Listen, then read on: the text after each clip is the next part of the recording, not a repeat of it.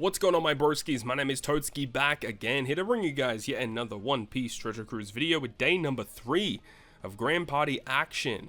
And, you know, we're still sticking with the same squads that we had earlier. I was thinking about making some changes because the fact that my strength team doesn't have special CT increase is, you know, making me a little bit concerned during some points in time, but I ended up sticking with it because I just didn't know what I wanted to take off the front line for a character like Rumble Sanji. And like, Rumble Sanji himself isn't that great, but he does give level 3 special CT increase to my strength units, so I was considering it. However, part 3 of the Sugo Fest is going to be debuting tonight, so we might do some pulls, see if we can get Kobe, and maybe we'll see if we want to run Kobe on the front line. But then again, we'll still get to that situation of what do we want to actually take out. I'm not really too sure. We'll have to figure that out once we get to that. But yeah, the strength team's really strong, and we ended up using it here against the int team, as you can see. And the fact that we had no special CT is a little concerning, because the int team does have some heavy hitters, and those special binds there from Smoker are definitely concerning. But at this point, I felt relatively comfortable because like Luffy and Kuma just do so much damage, and the fact that we get to this point, we didn't even need to use the burst skill, which gave us a really good setup for the rest of this match, really. So heading into the second game, felt pretty confident that, you know, we have our burst skill, we're kind of good to go. So that actually helps out for sure. What was actually going to be in the next one? It's going to be my quick team versus an opposing strength team. I did see a lot of people asking some questions around, like, you know, is it still safe to use quick versus strength? And it really does come down to your team build. You know, I am using Gear 5 Luffy as a bench unit because I really want to use the burst skill still. But I feel like if you are still kind of struggling to beat strength teams with quick, the best option is to probably put Legend Sugar on your squad because of the insane amount of debuffs that she can provide against strength characters. So that's an option that you can potentially employ to help you take on these really powerful strength teams during the season.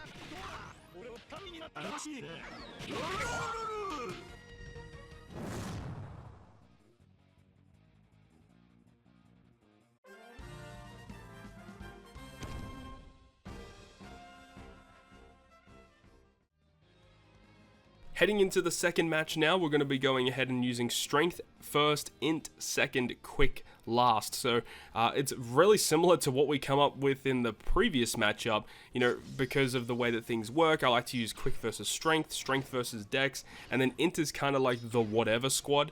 I don't really feel comfortable doing a quick mirror match, so I usually avoid those, and I definitely don't want to use my strength against quick. I feel like that's a losing battle, even though I just mentioned in the previous clip that strength is really solid this season. But I do feel like, at least in my opinion, in the way that I've gone in with my matches, quick has an insane matchup for me, and I usually don't find it in too many situations where my quick is going to be losing versus strength. But, you know, you never know. It just can be random with the way that things kind of roll. So it kind of leaves us with a weird situation where we have to use strength versus int, but int isn't really a powerful typing right now, at least in my opinion. I think int is probably one of the weakest, if not the weakest type in Rumble, because you got strength, which has insanely powerful characters. They've received a lot of support over the past like 6 months or so.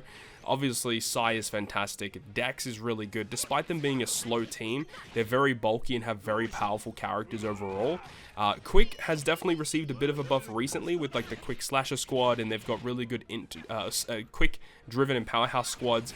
But then you've got like int, which is just kind of stuck in this weird spot where, like, yeah, you can run like this mono int build that takes on Sai teams really well, but if you have to build an int team to take on other generic teams, then they're kind of weird. They're kind of like, you know, jack of all trades, master of none, in the fact that they're well-rounded, but they're not like insanely powerful, they're not insanely bulky, they're just kind of annoying to deal with, right? They've got characters like Smoker for special bind, halving of stats with characters like Gecko Moria, you've got like Int Yamato, you've got Rumble, Rare Recruit Ohm, you've got some really annoying units, like Apu is also kind of an annoying character, really high special CT.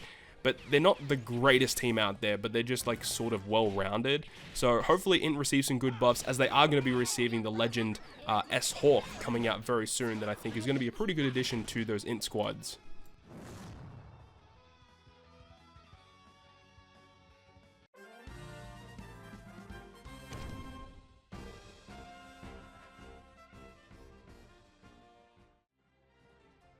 And then we head into our last match of today, which is going to start off with quick. Then we have int and strength at the end, as I didn't really know how this one was going to go. So obviously we have quick versus the strength one, and you know, we talked about it in the previous couple of clips, just talking about how that quick versus strength matchup kind of goes.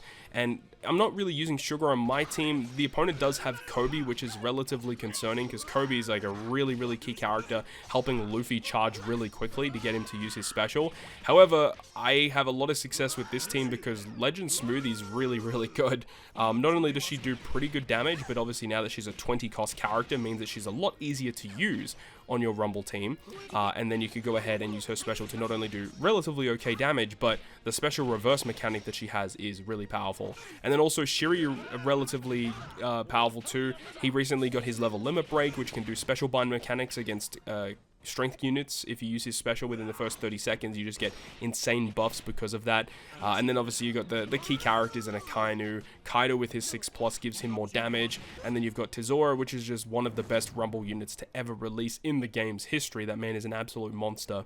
And then we move on to the final match, which is going to be my opponent's like health cutty kind of team. So as I said, you know, I wasn't really too sure what I wanted to use against it. You know, the unknown team, I felt more comfortable using the quick team against it, and I just felt like this can be the Saki team. You know, we can just use this team. If we win, that's awesome. If we don't win, well, we're gonna have burst skills against the opponent. Now this is definitely a bit of a risky matchup, and I felt somewhat okay using the burst skill here. I think I get to use a special, and I just basically didn't want my opponent to use those really severe like damage through defense or health cutting specials. So I think right before my opponent is about to launch Final Tap Kid special, I thought, you know what, I'm going to go for it. I'm going to launch the burst skill, and I think I have just enough damage on my opponents where the burst skill will knock them out. And luckily for us, that is exactly what happened. We just chipped off just enough HP so that when we use the burst skill, we completely wave clear my opponent, and that allows us to just win the game outright from that point on. Even though it took a little bit of time to get that dub, we do still get that win, which is pretty dope. So once again, I want to reiterate to you guys to ensure that you switch your GP leader once you have concluded your matches to make it easier for everyone to secure the 15 wins. So make sure to go ahead and do that.